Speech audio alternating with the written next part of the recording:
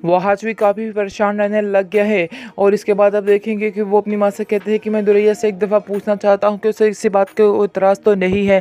जिस पर उसकी माँ कहती है कि नहीं, तुम्हें पूछने की अब कोई ज़रूरत नहीं है।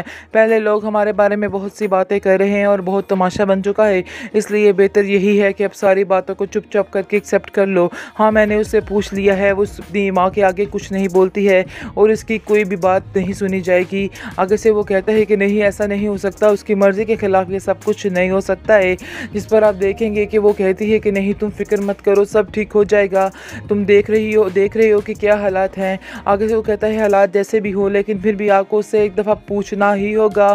उसकी माँ काफ़ी परेशान है और रुमाना आती है और जाकर शहाना को कहती है कि मैं दुरैया से बात करना चाहती हूँ। आगे से वो कहती है कि क्या बात करनी है। उसको थोड़ा सा पता चल जाता है कि आखिर कोई ऐसी बात है जो मुझसे छुपाई जा रही है, क्योंकि रुमाना असल में पूछना चाह रही है क्या वाकई में ये हकीकत है कि दुरैया ने अपनी मर्ज़ी के साथ इस चीज़ को एक्सेप्ट किया है, क्योंकि सारा के साथ जो कुछ भी हुआ उसके लिए ये सब कुछ एक्सेप्ट करना मुमकिन नहीं था, लेकिन सिर्फ़ और सिर्फ शहाना की वजह से उसे ये बात माननी पड़ी है। इसलिए आप देखेंगे कि वो दुरैया को कहती है कि बेटा, तुम्हें कोई इस बात पर एतराज़ तो नहीं है। इस पर दुरैया खामोश हो जाती है। आगे से उसकी माँ जो है रुमाना, वो कहती है कि मैं इस खामोशी का क्या मतलब समझूँ, मुझे तो कुछ समझ नहीं आ रही कि आखिर तुम क्या सोच रही हो और तुम्हारे दिमाग में क्या चल रहा है। इसके बाद वो कहती है कि नहीं, कोई ऐसी बात नहीं, क्योंकि उसकी माँ पीछे से उसको इशारे कर रही होती है कि बोलो, कोई मसला नहीं है। इसके बाद वो कह देती है कि नहीं, ऐसी कोई बात नहीं है खाला, आप परेशान ना हो, जो आप लोगों का दिल है वैसा ही होगा। इस पर रुमाना कहती है कि बेटा, अगर कोई परेशानी, कोई टेंशन है तो तुम मुझे बता सकती हो, शेयर कर सकती हो, क्योंकि तुम्हारे साथ कोई भी ऐसी ज़बरदस्ती नहीं की जाएगी। जिस पर आप देखेंगे तो ये कहती है कि नहीं, ऐसी कोई बात नहीं है, मैं बिल्कुल भी परेशान नहीं हूँ और आपको भी परेशान होने की कोई ज़रूरत नहीं है। आप टेंशन मत लें और जाकर अपनी तैयारियां कंप्लीट करें, क्योंकि दुरिया को अपनी बुनियादें जो है वो हिलती हुई नज़र आ रही हैं।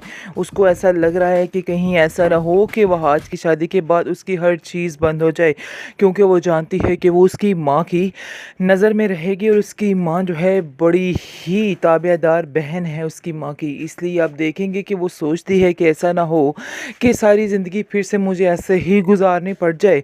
इसलिए वो बेहतर समझती है कि मैं सारा को खुद समझाऊंगी कि इस मंगनी के लिए मान जाए और इस बात के लिए मान जाए, छोड़ दे सारी बातों को।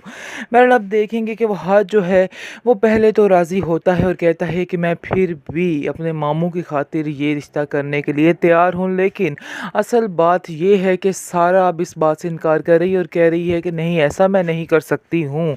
इस्ते नफ्स भी कोई चीज़ है इंसान की, इसलिए बेहतर यही है कि मैं ये फ़ैसला जो है ख़त्म कर दूँ। जिसको सुनकर दुरिया जो है वो कहती है कि आखिर तुम ऐसे इतना बड़ा फ़ैसला कैसे ले सकती हो, तुम नहीं जानती हो कि पूरे घर की सारी उम्मीदें तुम्हारे ऊपर ही हैं और सब घर वाले यही चाहते हैं कि जितनी जल्दी हो सके ये मामला निबट जाए।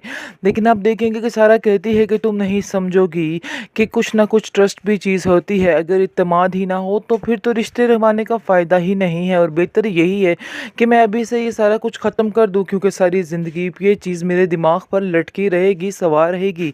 आगे से आप देखेंगे कि वो उसको समझाने की कोशिश करती है कि तुम फ़िक्र मत करो, सब कुछ ठीक हो जाएगा, मेरी मानो, मैं जानती हूँ ये हकीकत जो तुम्हारी है वो एक दिन खुल के सामने आ जाएगी। अभी झूठ का पर्दा पड़ा हुआ है, लेकिन कुछ ही देर बाद तुम्हारी सारी हकीकत खुलकर सामने आ जाएगी, सब सच पता चल जाएगा, तो आज ठीक हो जाएगा। आगे से वो कहती है कि नहीं, बेशक कल को सब कुछ ठीक हो जाएगा, लेकिन उसे मेरी अभी बात पर यकीन करना चाहिए था जो उसने नहीं किया, इसलिए बेहतर यही है कि मैं ये बात यहीं पे दफन कर दूं। दुरैया बहुत ज़्यादा समझाने की कोशिश कर रही है। उसको ऐसा लग रहा है कि जैसे ऐसा ना हो दुरैया को अपनी बुनियादें जो हैं वो हिलती हुई नज़र आ रही हैं। उसको ऐसा लग रहा है कि कहीं ऐसा ना हो कि वह आज की शादी के बाद उसकी हर चीज़ बंद हो जाए, क्योंकि वो जानती है कि वो उसकी माँ की नज़र में रहेगी और उसकी माँ जो है बड़ी ही ताबेदार बहन है उसकी माँ की। इसलिए आप देखेंगे कि वो सोचती है कि ऐसा ना हो कि सारी ज़िंदगी फिर से मुझे ऐसे ही गुजारनी पड़ जाए। इसलिए वो बेहतर समझती है कि मैं सारा को खुद समझाऊंगी कि इस मंगनी के लिए मान जाए और इस बात के लिए मान जाए, छोड़ दे सारी बातों को। बहरहाल अब देखेंगे कि वो हाथ जो है वो पहले तो राज़ी होता है और कहता है कि मैं फिर भी अपने मामू की खातिर ये रिश्ता करने के लिए तैयार हूँ, लेकिन असल बात ये है कि सारा अब इस बात से इनकार कर रही है और कह रही है कि नहीं, ऐसा मैं नहीं कर सकती हूँ। इस्ते नफ्स भी कोई चीज़ है इंसान की, इसलिए बेहतर यही है कि मैं ये फ़ैसला जो है ख़त्म कर दूँ। जिसको सुनकर दुरिया जो है वो कहती है कि आखिर तुम ऐसे इतना बड़ा फ़ैसला कैसे ले सकती हो? तुम नहीं जानती हो कि पूरे घर की सारी उम्मीदें तुम्हारे ऊपर ही हैं और सब घर वाले यही चाहते हैं कि जितनी जल्दी हो सके ये मामला निबट जाए। लेकिन आप देखेंगे कि सारा कहती है कि तुम नहीं समझोगी कि कुछ ना कुछ ट्रस्ट भी चीज़ होती है। अगर इत्तेमाद ही ना हो तो फिर तो रिश्ते निभाने का फ़ायदा ही नहीं है और बेहतर यही है कि मैं अभी से ये सारा कुछ ख़त्म कर दूँ, क्योंकि सारी ज़िंदगी ये चीज़ मेरे दिमाग पर लटकी रहेगी, सवार रहेगी। आगे से आप देखेंगे कि वो उसको समझाने की कोशिश करती है कि तुम फ़िक्र मत करो, सब कुछ ठीक हो जाएगा, मेरी मानो, मैं जानती हूँ ये हकीकत जो तुम्हारी है वो एक दिन खुल के सामने आ जाएगी। अभी झूठ का पर्दा पड़ा हुआ है, लेकिन कुछ ही देर बाद तुम्हारी सारी हकीकत खुलकर सामने आ जाएगी, सब सच पता चल जाएगा, तो आज ठीक हो जाएगा। आगे से वो कहती है कि नहीं, बेशक कल को सब कुछ ठीक हो जाएगा, लेकिन उसे मेरी अभी बात पर यकीन करना चाहिए था जो उसने नहीं किया, इसलिए बेहतर यही है कि मैं ये बात यहीं पे दफन कर दूं। दुरैया बहुत ज़्यादा समझाने की कोशिश कर रही है, उसको ऐसा लग रहा है कि जैसे ऐसा ना हो कि वही इस चुंगल में फंस जाए, इसलिए वो इस चीज़ से बचने के लिए सारा कुछ कर रही है। आप देखेंगे कि उसकी माँ जो है दुरैया की काफ़ी ज़्यादा खुश है और कहती है कि मुझे ऐसा लग रहा है कि अब वो वक्त करीब है जिसके लिए मैं सारी ज़िंदगी क्या कहते हैं दुआएं करते रही हूँ। इसलिए आप देखेंगे कि वो अपनी बहन से कहती हैं कि आखिर रुमाना तुमने क्या सोचा है अपनी अगली ज़िंदगी के बारे में, अपने बेटे की ज़िंदगी के बारे में। आगे से वो कहती है कि पता नहीं, अब तो ये सब कुछ वो हाज पे ही डिपेंड करता है कि वो क्या चाहता है। आगे से आप देखेंगे कि जो शहाना है वो उसको कहती है कि सारा ने तो साफ साफ जवाब दे दिया है, उसने कहा है कि नहीं, मैं किसी कीमत पर भी ये रिश्ता अब नहीं रखना चाहती हूँ, मैं ख़त्म करना चाहती हूँ, तुम टेंशन मत लो, अगर कुछ और भी मिल जाएगा, बल्कि दूर जाने की क्या ज़रूरत है, तुम्हारी भांजी अपनी तुम्हारे सामने है, तुम्हें क्या ज़रूरत पड़ी है कि तुम किसी किसी के दर पे जाओ। आगे से आप देखेंगे कि वो कहती है कि अभी मैंने वहाँ से इस मामले पर बात नहीं की है, लेकिन मैं उसकी मर्ज़ी के बगैर कुछ भी नहीं कर पाऊँगी।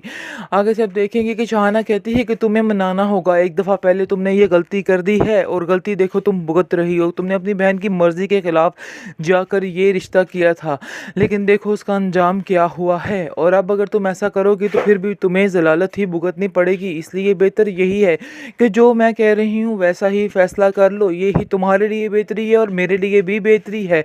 जिसको सुनकर आप देखेंगे कि रुमाना कहती है कि मैं वहाँ से ज़रूर इस बारे में बात करूँगी, आप परेशान मत हो। लेकिन आप देखेंगे कि जैसे ही वो उसको बताती है कि साफ साफ इनकार कर दिया है सारा ने, और कहती है कि वो कुछ नहीं इस रिश्ते के मामले में आगे बढ़ना चाहती।